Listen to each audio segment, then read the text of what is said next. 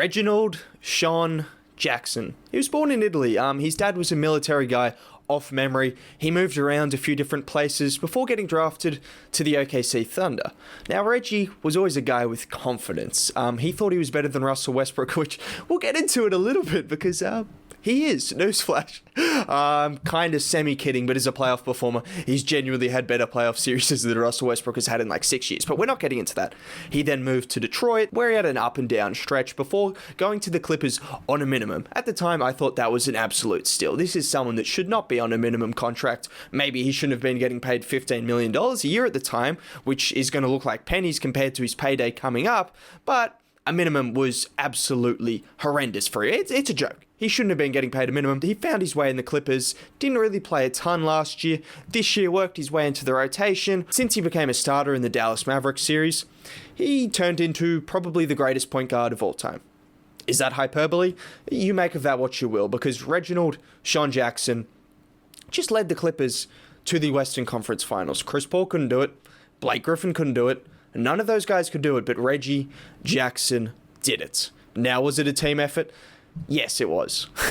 Yes, as much as we want to praise Reggie for being the GOAT, undoubtedly, it was a team effort. And shout out to the Clippers because, I said it, but there's going to be a lot of people swallowing their pride talking about this team from being swept in the first round, which is what I was hearing, to now making it through the Western Conference Finals after it looked like most people were saying they were going to lose to the Jazz in the second round as well. This team, with their backs against the wall, seems like the greatest team in NBA history. Is that hyperbole as well? I don't know. You make of that what you will. All I'm saying is the Clippers put up how many points? 81 points in the second half on one of the best defenses in the league. Let me repeat that one more time. 81 points in the second half of a game that they needed to win. Oh, without their leading scorer? Yeah, without their leading scorer, 81 points. Oh, but I guess they had the clone of Kawhi Leonard, Terance Mann, who put up 39. I know I did my little brief thing about Reggie at the start, but Terance Mann probably won them the game. I mean, you can't really say one person won them the game because, as I said, Reggie dropped 27-10 with the one turnover. That is a ridiculous performance from your point guard. PG pulled up and got 28 points, 7 assists. He had a good game as well. But Terance Mann, they were leaving him open. The French Biombo, whatever you want to call him, Rudy Gobert, I've defended him on this channel. I think he's a good defender. And we all know he's still a good defender. But, I mean, if there's ever a day to slander a man, the way Paul George got slandered after last year's playoffs, this is defensively. So it won't be quite the same because you can't just look at a box score and see, 30% or whatever. But you can look at that game and see Rudy Gobert was absolutely played off the floor like a defensive player of the year. Quite frankly, shouldn't be played off the floor. I get his impact. I get he's good at the rim, but holy, Terance Mann, they said, we'll leave you open. We'll take the percentages. We're a bit of an analytics kind of based team. We'll back it in that you're not going to hit your shots. Maybe after he hits the first 15, actually, the first 10, maybe you're like, we could adjust something. Maybe. No, we'll let him hit 15 of 21, 7 of 10 from 3, 39 points. 39 points, 0 turnovers, biggest game of his life. He delivered one of the best performances you will see. Like, genuinely, in terms of elimination games from someone that age, it's one of the best performances probably ever. That is how good it was. Sure, were they leaving him open? I don't care. He set the tone after he dunked on Rudy last game in the playoffs, and now to carry it over, they're like, we're going to continue to leave you open. And he said, okay, take this one, take this one, take this one, bang, bang, bang, bang, bang, bang. That's what he was doing. Straight on your head. Actually, not even on your head because you were sagging off. But he was telling you about it. He was talking to Rudy. Yeah, I'm hitting that on your head. Well, at least it should be your head, but you're sagging in the paint and letting your team get obliterated. Terance Mann, what a performance. This Clippers team, I mean, they just deserve all the credit. Nick Batum, let's give him some credit because that guy is unreal. He went from someone who was laughed at league-wide, terrible contract, absolutely terrible player, all of these things, and since he's been on the Clippers, he has been so good. He was really good in the regular season, an elite role player, but in these playoffs, since he's gone small ball, shout out to Ty Lue as well. I mean, this whole team, this whole organization deserves so much credit. They've made it through the Western Conference Finals. I know some people are swallowing so much pride right now trying to talk about them in a positive light because there's no negative kind of spin you can put on this Clippers team. I know everyone wanted to say, the Clippers, they failed, all of this stuff. There's no negative spin you can put on these guys going out with their best player, Kawhi Leonard, in back-to-back games against the number 1 seed and winning. That is no negative anything. You can't do anything. Nicholas Batum, huge reason for that, ends up with 16 points. The box score does not matter for Batum. He's a good three-point shooter. He's a great floor spacer. He is the glue guy that championship teams need. Whether this team's going to win a championship, I think Kawhi Leonard needs to be there. We don't need to talk about that. We need to just celebrate what the Clippers did. But he's the glue guy that every championship team would want. Marcus Morris had a great series. He was kind of quiet in this game because Patrick Beverley as well decided to step up and hit back-to-back dagger threes. Back-to-back dagger threes from Patrick Beverley.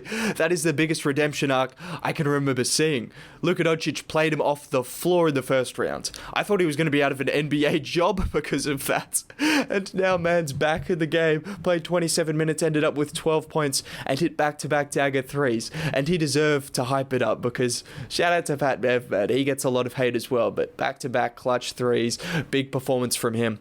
Obviously, Paul George wasn't as good as last game, but he was pretty damn good. And he made timely shots. I mean, all of these guys made timely shots. You don't overcome, the lead that I didn't even really talk about, 25-point lead.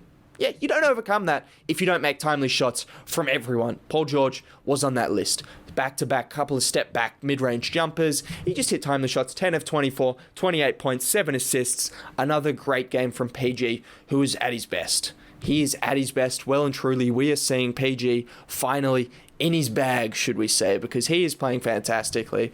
But can we get back to Reggie Jackson? Is there ever a player that you've had more confidence in when the shot clock's expiring, just making a shot? No. There is no. I don't care about Michael Jordan, LeBron James, Kevin Durant. It's Reggie Jackson for me. Shot clock expiring. You need a bucket. It's Reggie. I don't know why he does it every single time. Last game in the Mavs series, I've seen it happen. Pretty much every single game of this series and the last series since he's been a starter, it seems like whenever the Clippers need a shot, whenever the momentum's going the other team's way, or they need a swing in momentum, the Clippers, it's Reggie. Don't ask me how. He went at Rudy Gobert. How many times he was hitting them with like the floaters going high off glass. I mean, we knew he was good in Detroit because he was always a good player, but to perform like this, I mean, just 27 and 10, one turnover. What are you doing, Reggie? You're acting crazy. This man deserves all the credit, and he deserves a hefty payday. Shout out to Ty Lue as well. He got it spot on. The Jazz said, we're going to leave your guys open. He kept Terance Mann in the game. He had faith in him. He made the shots. He made Terance Mann be aggressive. He told him to attack the rims, come off screens, do everything that you want from a player playing as that kind of 5 on offense, but also as a guard on defense.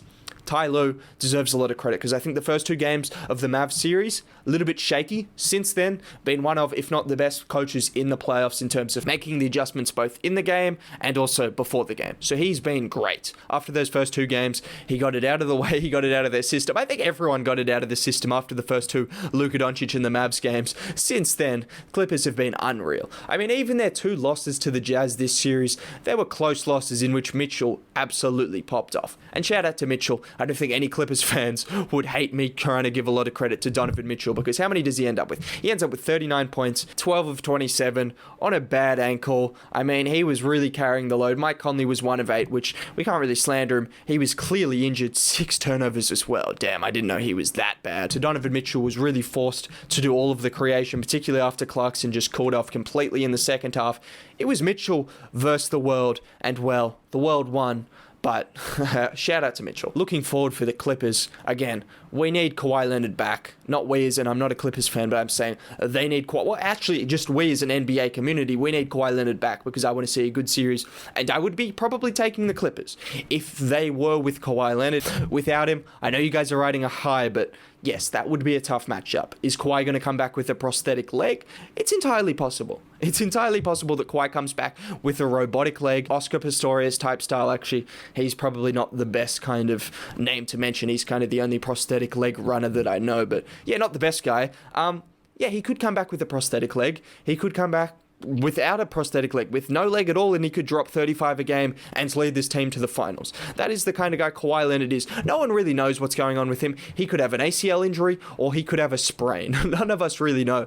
I'd imagine it's serious, otherwise I don't think he'd be sitting out. I can give you that much. So it's probably not a sprain. It's probably pretty serious, but that doesn't mean we're going to rule out Kawhi, because, again, that guy is a different level. He's a different breed, and he might be back. But just looking at this team right now, to get it done without him, to get it done down 25 points, Reggie Jackson, Terance Mann, Paul George, Nick Batum, Patrick Beverley? I mean, the big five. Obviously, Marcus Morris stepped up in this series as well. Luke Kennard made some shots. Everyone stepped up at different times, but wow, what a game. What a series. Shout out to the Clippers. Again, people are going to be swallowing their pride, so that will be interesting to see. I'll be looking out for those people that absolutely trashed the Clippers and then try to say some positive things about them. Anyways, hope you enjoyed the video. Hope you enjoyed the game. Have a good day. Catch you next time. Bye.